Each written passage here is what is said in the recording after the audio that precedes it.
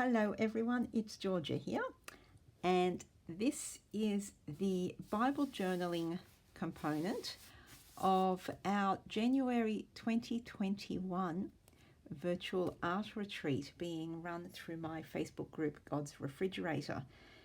The theme of this month's retreat is It's a Brand New Day, and we are going to be focusing on the year ahead, new beginnings. Some of us have a new journaling Bible. I've decided to not protect the cover so that once it starts to get a little bit grotty or something, I can paint it, yay.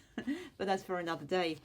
So what I've done actually is I have already created a page in the new Bible, and I thought this would be really great for the retreat. So what I'm going to do in this video is basically recreate the page that I have painted here, but I am going to paint it in my, what I'm calling the, sorry about that.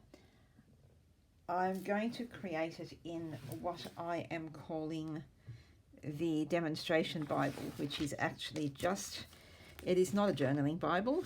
For anybody who has not watched any of these videos before, it's not a journaling Bible. It is a regular reading Bible, which long story why I have this extra Bible. Oh goodness.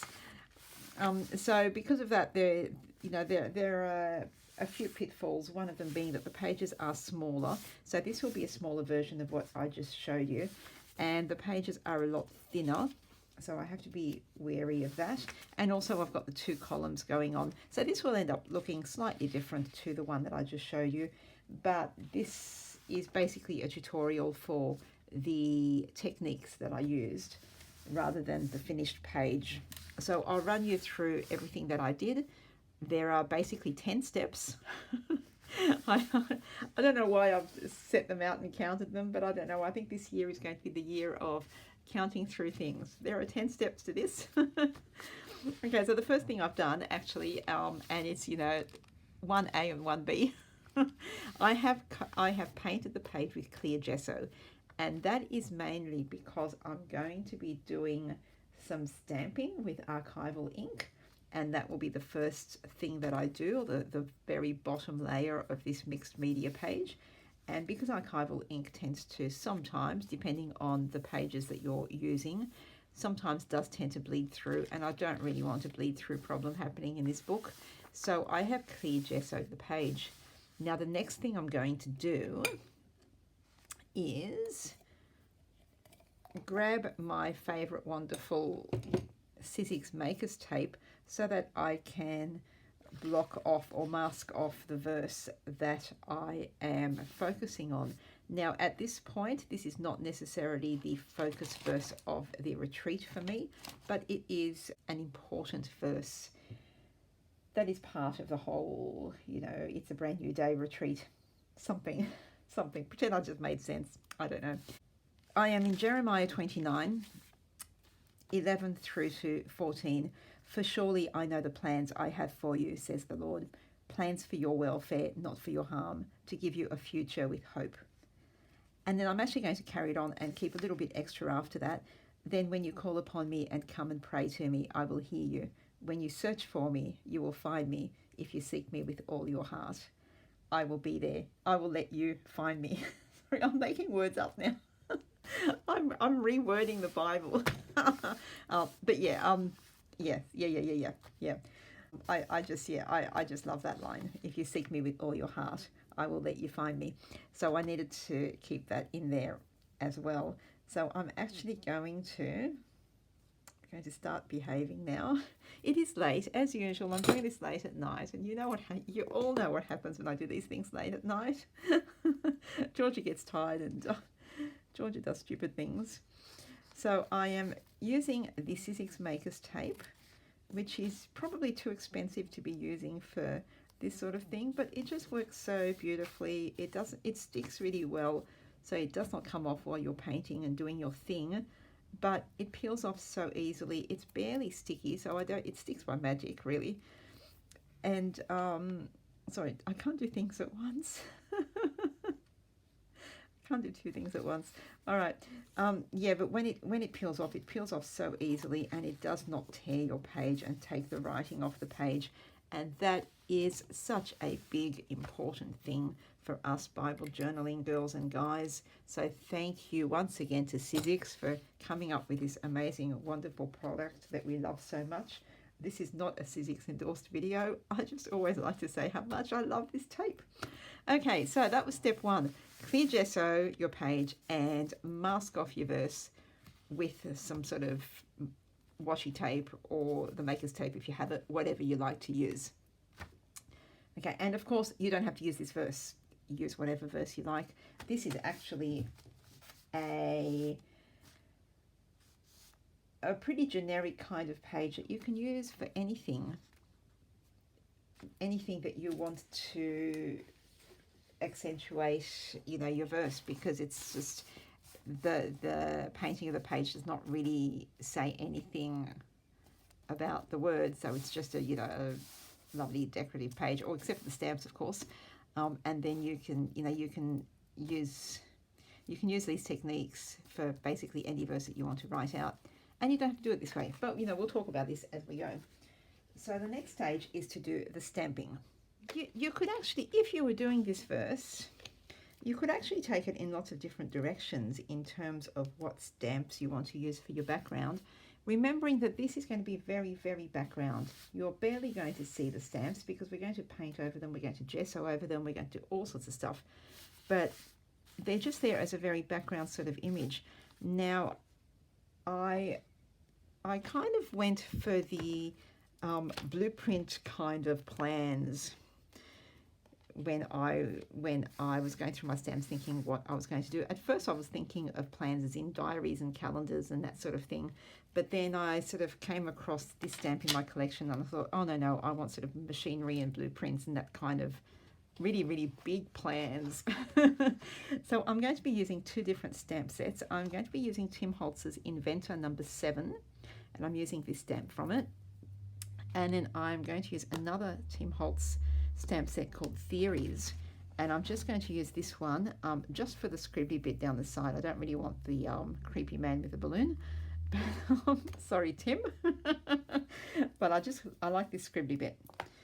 So again, I do not have as much space on this page as I did on my journaling Bible, but once again, this is just to show you the techniques and show you how this page came about. So I'm not putting this onto a stamping block because because number one, I'm putting it on this page, which is not completely flat, and also because I'm just backgrounding. I'm not really concerned about how well it's stamping or how flat it is, and sometimes it's a lot easier to just have the stamp without the block, so you can go around edges and just push it down wherever you want it. So there you go. I do have a piece of paper under the page to catch anything that goes off the side.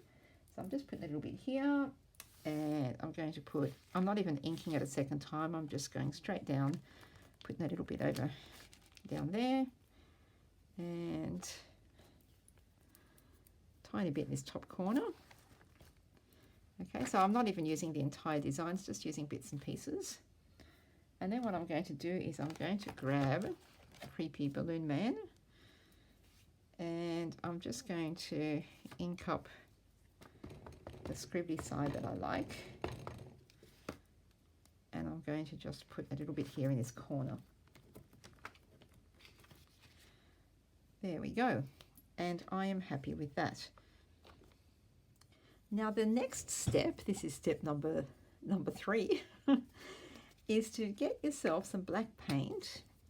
Now this is assuming that you're using this color scheme that I have used. You could really use any colors you want. So if you're using different colors, this would be your dark color. And it's the color that you're going to use for your main pattern, your spotty, swirly, whatever over the top pattern. So if you're using a different color other than black, well, this is the color, you would use this color for your edges as well that we're doing here. So I am just getting a little bit of paint on my brush, but dabbing most of it off because I don't want that really, really dark black going on. And I'm just, having said that, there's a whole lot going on the page, so I'm just rubbing it off with my finger. I'm just putting a little bit of black along the bottom there. Just a tiny bit along some of the edges. I'm going to do some of that paint. I'm not going all the way around. I'm just sort of randomly doing some bits of the edges, and I'm not keeping it in a straight line or anything. I'm just randomly doing some edge splotches.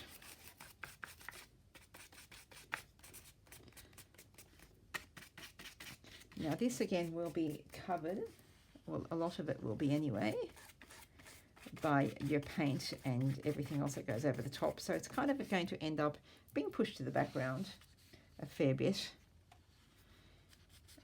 So, you know, at this point when you're looking at it and panicking and thinking, oh my goodness, what have I done? I've got all this horrible black paint in my Bible. It will calm down. What I'm going to do is I'm actually going to do the entire edge along the spine, because especially when you're using this sort of binding or this sort of bound book, the bit down the spine tends to get a little bit lost and misses out on colour and whatever you're doing, because it's so, I don't quite know what the word is here, but it's so deep down into the spine or into the centre of the book. So I'm giving that a nice black border. The black has dried, and the next step is to get two colours, or rather two shades of the one colour. So I am using blue, and I am going to use this two favourite colours of mine from Dina Wakley, the Lapis and Sky, which are two lovely, a light blue and a dark blue, which I use a lot. And I'm actually going to use a sponge today. So I'm going to be sponging the colours. I'm going to start with the darker one. So I'm just grabbing a bit on my sponge, sponging it down. This is, yes, once again, I'm using an empty chocolate box. And I am just dabbing onto the page, and if it's too dark, I'm just going to wipe it down. Now, I know at this point you're probably going, oh my goodness, what a mess. It's so dark. It's just these great big dark blotches. I hate it. That's kind of what I was thinking when I was painting the original. At this point, I was like, what have I done? I've ruined it. But it does come together in the end. Now, that's all I'm doing for now. I'm then going to grab another sponge, and with the lighter blue, I'm going to sponge lighter blue around and over some of the dark blue as well. So some of it will blend. Where it has dried, some of the light blue will just cover the dark blue. Mostly will blend in and make a whole different shade of blue altogether. And I'm not worried too much about, you know, where it's going and what it's looking like. As always, this is my background. And also, as always, this is, the words are the most important thing, and the message and what it's saying to you. I'm just going to grab a little bit more black. I've just decided I want some more black here.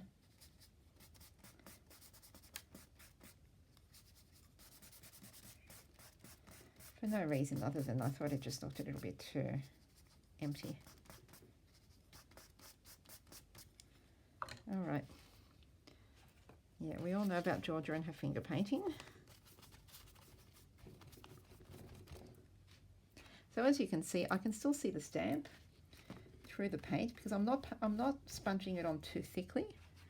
If it does go if it does go down onto the page a little bit too thick, because I've got this sponge handy, I'm just sponging it off so that I still want to see some of the stamp through, but I don't want the stamp to be so dark and obvious.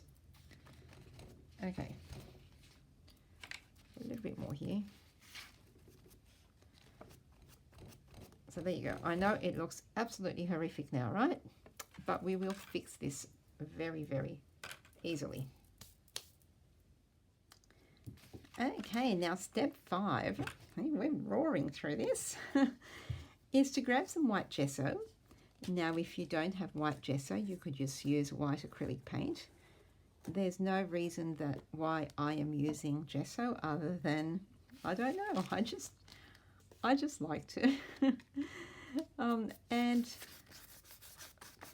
just randomly brush it onto your page. Now, once again, I'm going in there with my fingers because that gives it a bit of a smoother look. You don't get so much of the brush strokes, which you would ordinarily get, well, depending on what type of gesso you're using and what type of brush you're using and what your background's looking so far. But I kind of find that just spreading it out with my fingers, and it also lets me control where the thickness of it is going. So some, oops, disaster. Some parts are going to have thicker gesso than others, depending on how dark my background is, and I don't know, all sorts of stuff that I'm just making up. I tend to, if I'm talking while I'm painting and my brain's not functioning real well, and I sort of end up saying a whole lot of rubbish. Now, you could use a sponge for this. You could be sponging. You could use a softer brush. Softer brush would be a bit of a better idea than this crunchy one that I'm using, but that's okay. And yeah, I'm just going to cover this black bit a little bit more because having done it, I don't know if I actually like it very much. Once again, this is just about the technique. It's not about the finished page. I have my finished page and I'm actually very happy with it.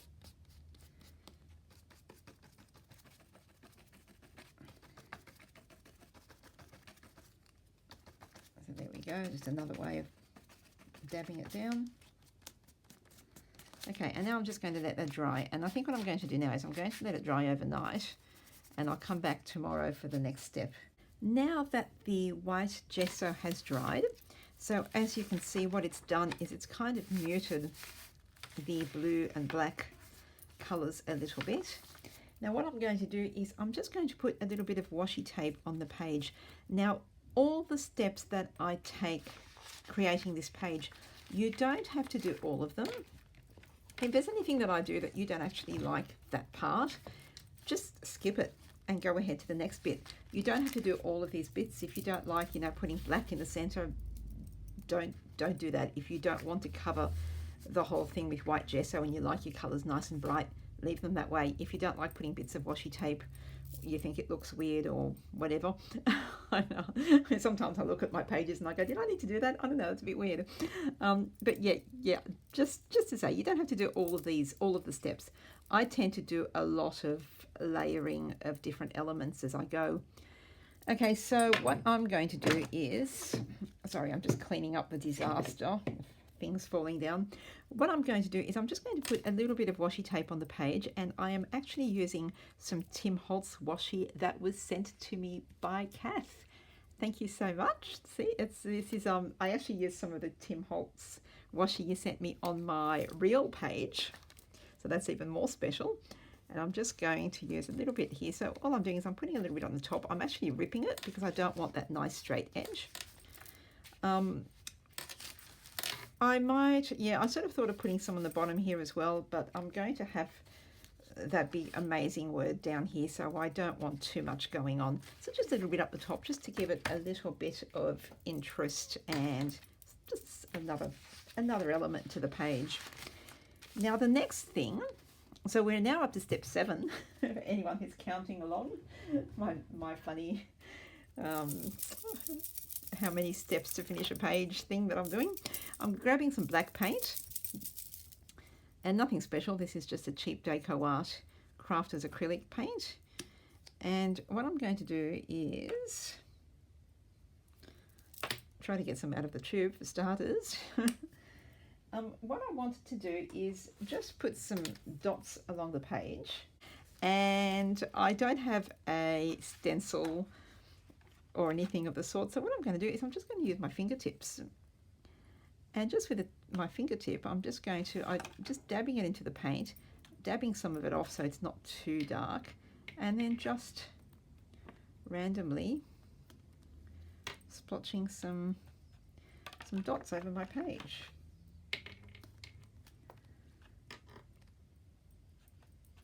And that's, you know, all there is to it. I'm dabbing my finger off on the paper just so it's not too dark and stark. So some of them have a bit of a fingerprint pattern on them, which is all good. Quite happy with that. Okay, and I will leave it at that. Wipe my finger clean. And then what I'm going to do is just grab a paintbrush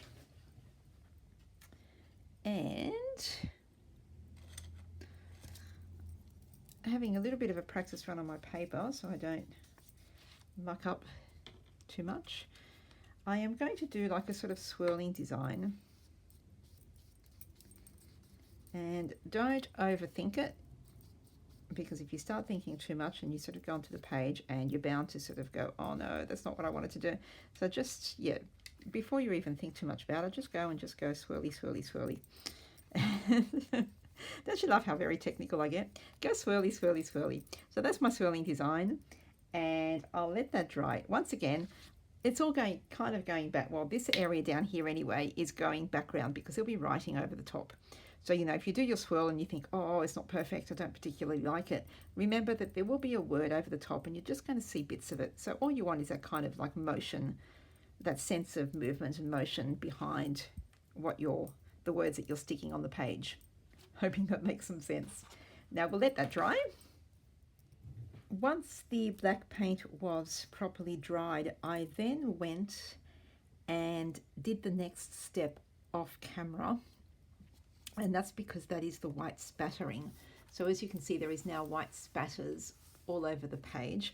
I had to do that outside because, you know me and spattering, it ends up on the walls, on the ceiling, everywhere. So I did that off camera.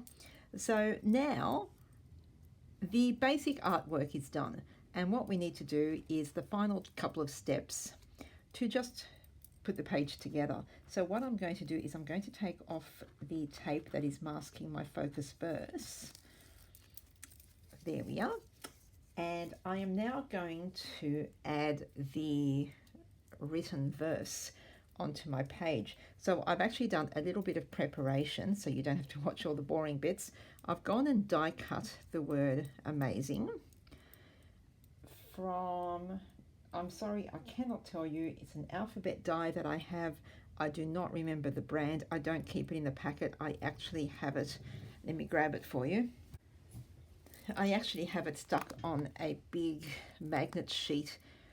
So I have no idea what brand this is. I'm really sorry, but it's a really cool alphabet that I like. It's a nice size. It's about, let me see, the letters are about just over an inch and a quarter tall. So they're quite good for, you know, large letters that are not too fat. So I've cut out the word amazing. I have written out, I've just grabbed a sheet of my tea-dyed paper and I've written out plans I have, and then just ripped the page or ripped that piece of paper so that I've got the rough edges. And then I've written, and they are, I might actually rip this over here as well, make it a bit smaller. Now the words are going to have to be spaced a little bit differently from my other page because of the fact that the verse is further down the page and is like a column thing. So I'm sort of thinking, and because I did not think of that when I did these black dots so far down, so it's going to be difficult for me to write up here unless I wrote in white, but I don't want to do that. So I'm thinking if I put this over here, then I can have I know the written here somehow. Plans I have for you over here, and they are amazing. So what I'm going to do first is, and I don't know if this is, I should maybe perhaps write the other bits first, but you know me, I sort of jump in, I do things impulsively, and then I make things work around me. So that's going to go down here because that's just where I want it. Grab my little thing to squish it down and soak up any glue that comes out from over the edges, because I did put a little bit too much glue, as you probably saw. And then I will, now I think I'm going to use, I used my black Posca pen for the plans I have because I wanted it to be nice and thick and solid. So I'm thinking,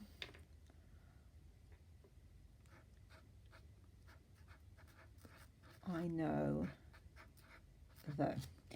the plans I have for you.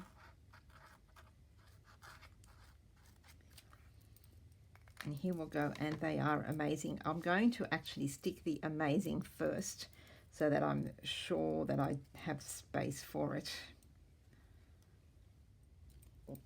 Now it is a little bit fiddly and you do get glue all over the place. I started from the end of the word and worked backwards because I did not want to run out of space. And what I've ended up doing is putting the letters just a little bit too close together because I was worried that I would not have enough space across the page. So I've sort of got this space at the start, but that's okay. What I will do is I will put my "and they are" closer to the outer edge of the page. And that way it looks like I did this on purpose. And that tends to be the way I roll whenever I make a boo. I just say I did that on purpose. And nobody knows the difference. Now, one thing that I did on my other page, and I completely forgot about it when I came around to this, is, I'm not sure if you'll be able to see the difference, but what I did is I grabbed a black marker and marked along the outer edge of the letters so that they kind of stand out with that black bordering. Not sure if you'll be able to see that, but see how the letters actually stand out a lot more here than they do there. That's because I actually did that bordering around the edges of the die cut. So basically what I did is, imagine that this is my letter. I grabbed my Creative Devotion black marker, which has got a brush nib, and I just went along the outside like this. And what that does is it gives you a very, very fine outer edge. So what I might actually do with this one, this is damage control now, is I might just grab just my thin black gel marker and, oh, this is too thick, but it's done now, too late. I can't go back and undo it, so I'm just going to, once again, pretend I meant this. So I'm just going to outline. So this is another way, there you go. I'm doing this on purpose to show you another way that you could outline your letters. And all I'm doing is just going around the very, very edge of them. Just because otherwise they kind of get lost in the page a little bit, I think, if they're just plain white like that. They need some sort of border, I think. It's not too bad. I don't hate it. I don't love it, but I don't hate it. So that's all right. And once again, the demonstration Bible. And I'm going to have a very quick chat at the end of this video about the difference in my pages. And, well, girls who know me know exactly where I'm heading with this, but I'll leave it. I accidentally went over the letter there. Once again, don't stress, Georgia. It's just the demonstration Bible. All right, so putting away a little bit of my mess. So the final thing to do really is just, number one, outline the verse. And I might actually grab my black, which is a little bit thinner. I grabbed the wrong black. So this is a thinner gel pen. So I'm just outlining the verse as I do, just with scribble lines.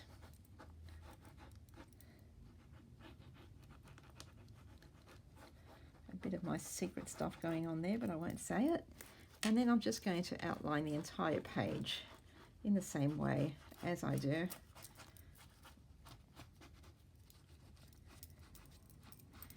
And that tends to just bring your page together There we are, and done. You might want to just put the reference. You don't have to, but I'm just going to write up here, Jeremiah 29. It was 29, wasn't it? Yep. Check before I write it. 10 to 14. And somewhere along the page, I might just do it up here where there's this spot. I will just write January 2021, because I think I've spoken before about the importance of dating your pages. Okay, and that's it. You could do other things at this point if you wanted to. You could outline these little bits of paper. You could draw little squares around your letters. You might decide to put your entire verse on bits of paper or write it out with stickers of different colors. Of course, again, you don't have to use this verse. You can use this this particular page that we've done today. You could use for any verse, really. It would work for anything. So, okay, this is it. Perfect page, I think, for the start of the new year. Oh, disclaimer, I have to say, I completely forgot to say at the start. The line here that I actually wrote, I know the plans I have for you and they are amazing. Of course, that is actually not part of the scripture, but I actually saw this on Pinterest, the wording. There was a page that had, I'm going to do something kind of similar for our other Bible journaling page, but they've taken this verse and they wrote their own words with this line, and they are amazing. And that's kind of the line that drew me to it and sort of made me start planning this whole retreat. So thank you to the wonderful person who put their page out there on social media with the "and they are amazing" line, who somehow ended up on Pinterest without a reference. It's really annoying when people do that, when rather than, if you're going to put something on Pinterest, go back to the original page, go to the owner of the page, the owner of the artwork, pin from that page, so that when people see your pins, they can click on that little visit button and go straight to the original artwork, because then that person gets the credit for what they've done. I saw this page on Pinterest and credit was not given, so I have no idea who actually came up with this, writing "and they are amazing" on this particular page. But if you happen to be out there and you land somehow miraculously on my little channel and you see me completely scrap lifting your line, thank you so much for putting it out there for us, original artist, whoever you may be. All right, and that's it. So, pretty simple page. Stamp, stamp. Give it some colored edge. Sponge some paint. White gesso wash. Put a bit of washi or ribbon, whatever you like. Put some sort of stenciled or finger painted, we're into finger painting here, design. Spatter the page. Pop your words on it. Done. Okay, so thank you again for joining me. Always a pleasure. And if you've enjoyed any of this process, give me the, that thing. Write a comment below. Say hi. We'd love to hear from you. And if you are in our group, God's Refrigerator, on Facebook, hopefully you are at the retreat this January 2021 as we head into our theme, It's a Brand New Day. And if you are not in our group and this is the sort of thing you love, come on over to Facebook, join our group, God's Refrigerator. We do this thing once a month, and okay, that was it. That's as exciting as I can get when I go, come over to the group. All right, I'm done. I'll stop now. I talk too much.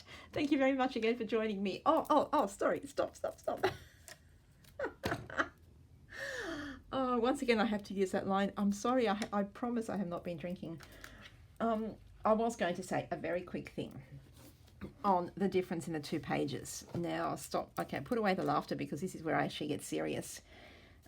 Huge difference in these two pages, and I know I have had this talk before, and I'll do it again at the start of the year. It's nice to sort of have a bit of a refresher. This is the reason why when I make YouTube videos, I do not make a video of my real pages in my journaling Bible.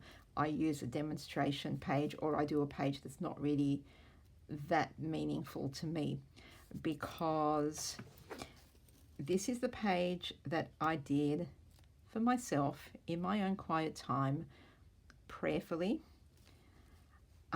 spending time with God, kind of in the zone, as I like to call it, creating this page for Him. This is the page that I created for YouTube, for social media, for, you know, putting the page out there and saying, hey, this is how you do it. Huge difference. Well, I hope you can all see a huge difference, and I hope you all go, oh, I like this one so much more. It's a, you know, because I like this one so much more. And yeah, so that is why I don't actually film the process of my real pages, because I need to be left alone when I'm doing them. So I will then, when I do my YouTube videos, they are always replicas or other things that are not, you know, my special pages in my book. So anyway, had to say that, had to put it out there. All right, so anyway, I hope you all have a go. And of course, please, please, please, once you've made your pages, share them. If you're in the group and you're on the retreat, share them on the retreat event. If you're not on the retreat, share them all over the actual group, or come over to one of my social media channels, onto my profile. Or share them on your, whatever. Share them wherever you like. Anyway, I stop now because, again, I talk too much. Thank you again for joining me, and I'll catch you in the next video. Okay, bye.